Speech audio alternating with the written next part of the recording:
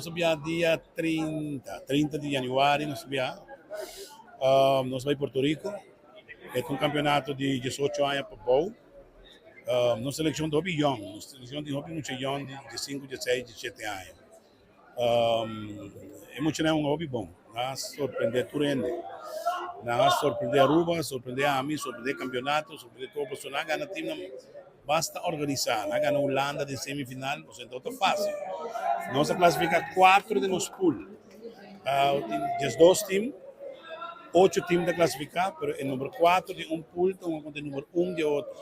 Então, nós cai 4, Holanda cai por menos, dá 8-3.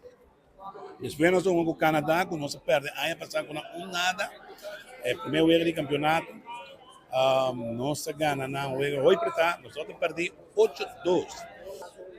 Mesmo com não score 6-4, 3 carreiras de inning, nós também um inning de 4 ou 5 carreiras e nós ganhamos e lá ganhamos, nós ganhamos. Então, nós vai final com Porto Rico ayer. Eu era do ponto de 6 innings, nós perdemos 3-1, nós damos uma ronda em primeiro inning, assim chega 3-1, nós ganhamos 1-0, nós vai 3-1.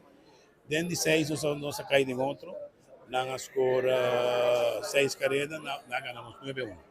Pero all in all, tem custo para a direita, pero o resultado todo bom. Para Aruba, eu quero que o campeonato aqui, para mim, é o melhor que tem no mundo atualmente.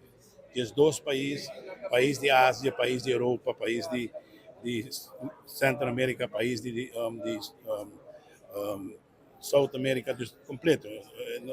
O campeonato que é bom, nós mestre que é da Bahia, nós também assim agora aqui um sistema de muito não com quantidade muito e trata de sacar 24 muito não the best of the best vai mas agora vou chegar assim alto vou ter resultado que vou ter que dar né então uma maneira me por knockout vou então Miami tá knockout então uma maneira dus me tô contento é resultado me tô contente com muito não me tá tão misterioso nos categoria aqui mister algo então como né outro deporte como futebol selecionam também cada semana então como né swimming não também cada semana não tá duro não tem maneira de trabalhar beisebol tem que começar a ser também então tem qualidade tem qualidade pero mister tempo e conhecimento mister o povo trabalha muito vamos esperar que saia um beginning para